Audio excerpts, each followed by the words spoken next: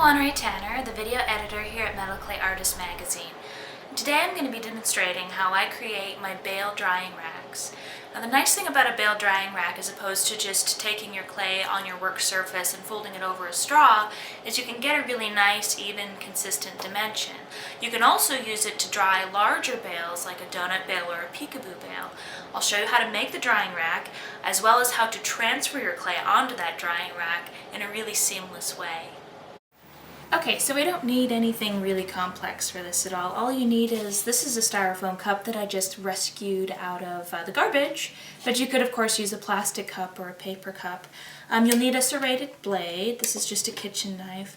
And then I'll show you when we're transferring the clay onto the bale rack, you'll want like a Ziploc bag that you can kind of cut up to work as a shield, and I'll explain that a little more later.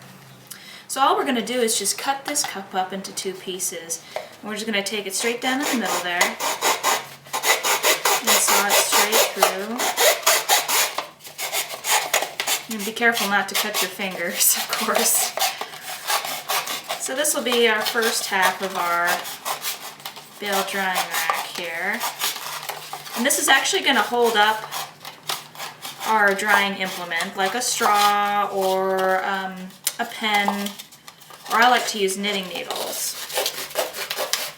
Okay, I didn't do a very good job of cutting that, but it doesn't need to be perfect. It just needs to be able to kind of align up to what you're drying it with. So then you can just do a couple of notches into the side here.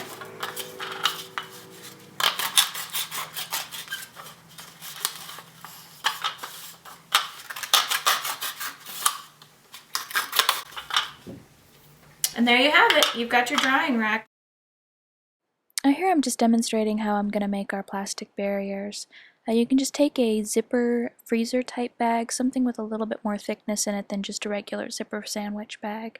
You're going to cut it apart, separate the two pieces, eliminate all the seams, and this is actually going to be the barrier we're going to use on our work surface. It's going to help us transfer our clay from our work surface onto our drying rack without distorting the piece.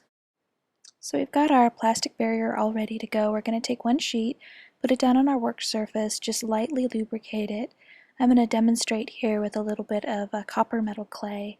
And we're going to roll our clay out onto that barrier to the thickness that we would like it to be for our bale. Here I've got it about 4 cards thick.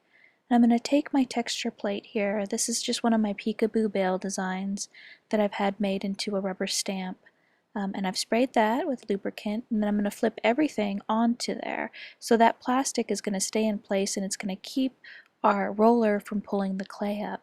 But it's also going to help us transfer it onto the bale. So we've got our image, our design kind of impressed now. We're going to flip everything over, keeping that plastic again in place. And it's nice and secure. You can kind of reinforce that impression a little bit, and then pull your texture plate up there. And then we're just going to go ahead and cut it out right onto the plastic. So you're not picking up your clay, you're not moving it around. And all of this needs to happen pretty quickly because we're going to have to move this, and hopefully the clay will still be wet enough that it won't crack. And we've got it all cut out here. I kind of fast forwarded it a little bit for you. We're going to take our drying form. Now I'm using a knitting needle, and I'm just peeling the plastic away from the very edge of the clay. I'm going to put my knitting needle under the clay and just gently roll the clay onto the needle. And I can make any slight adjustments to the shape or the position, very gently moving it with my fingers, and then just kind of folding it down. Now if you've done this all relatively quickly, you won't have any cracks you need to repair. And there you have it. You've got your piece on your drying rack, and you can actually transfer that right onto your dehydrator or your cup warmer.